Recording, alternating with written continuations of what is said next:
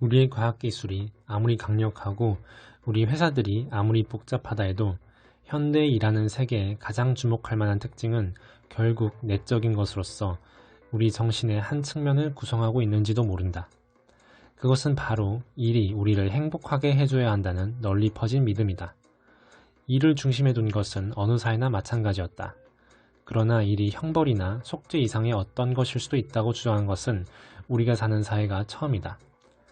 경제적인 필요가 없어도 일은 구해야 한다고 암시하는 것도 우리 사회가 처음이다. 직업 선택이 우리의 정체성을 규정한다고 생각하기 때문에 새로 사귀게 된 사람에게도 어디 출신이냐, 부모가 누구냐 묻는 것이 아니라 무엇을 하느냐고 묻는다. 의미 있는 존재가 되는 길로 나아가려면 보수를 받는 일자리라는 관문을 반드시 통과해야 한다는 가정이 깔려있는 것이다. 그러나 늘 이랬던 것은 아니다. 기원전 4세기에 아리스토텔레스는 만족과 보수를 받는 자리는 구조적으로 양립할 수 없다고 말했으며 이런 태도는 그 이후 2000년 이상 지속되었다.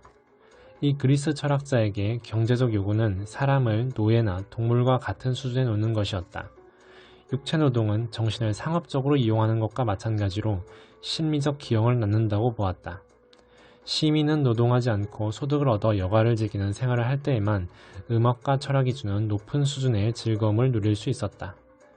아리스토텔레스의 이런 생각에 이어 초기 기독교는 일의 괴로움이 아담의 죄를 씻는 데 어울리는 확고부동한 수단이라는 더 어두운 교리를 보탰다.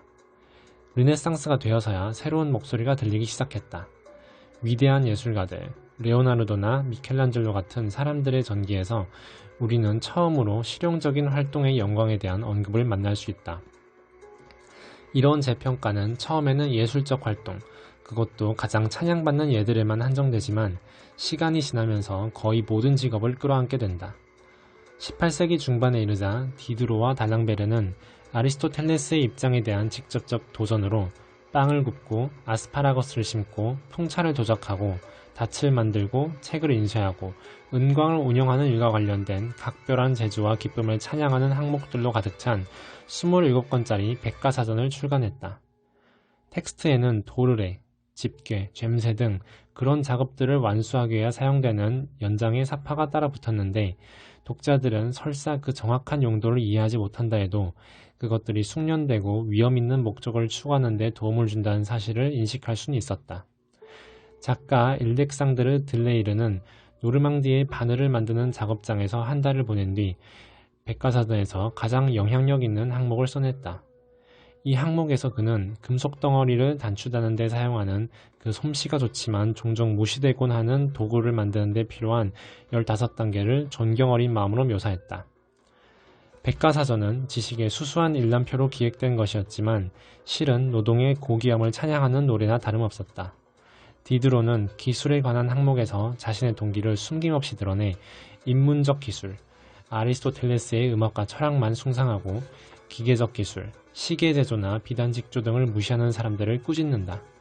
인문적 기술은 이미 자신의 찬가를 부를 만큼 불렀으니 이제 기계적 기술을 찬양하는 노래를 부르는데 목소리를 높여야 한다. 기계적 기술은 편견 때문에 너무 오래 격화되어 왔는데 인문적 기술은 기계적 기술을 그런 상태로부터 해방시켜야 한다. 결과적으로 18세기의 부르주아 사상가들은 아리스토텔레스의 공식을 뒤집은 셈이다. 이 그리스 철학자가 여가와 동일시했던 만족은 이제 일의 영역으로 옮겨갔으며 아무런 경제적 보답이 없는 일은 모든 의미가 빠져나가고 퇴폐적인 딜레당트의 우연적인 관심이나 받는 대상이 되었다. 일에 대한 태도의 이런 진화는 흥미롭게도 사랑에 관한 관념에서도 찾아볼 수 있다. 이 영역에서도 18세기 부르주아지는 즐길 수 있는 것과 필요한 것을 한데 묶었다. 그들은 성적인 정열과 가족 단위에서 자식을 기르는 실제적인 요구 사이에는 본래 갈등이 없으며 따라서 결혼 안에도 로맨스가 있을 수 있다고 주장했다. 보수를 받는 일에서도 즐거움을 느낄 수 있다고 주장한 것과 마찬가지다. 그때까지 귀족은 비관적으로 또는 어쩌면 현실적으로 쾌락을 연애와 취미라는 부차적인 영역에 한정시켰지만 유럽의 부르주아지는 이 쾌락을 결혼과 일로 가져오는 중요한 발걸음을 내딛기 시작했으며 우리 또한 이런 흐름을 이어받아 살아가고 있다.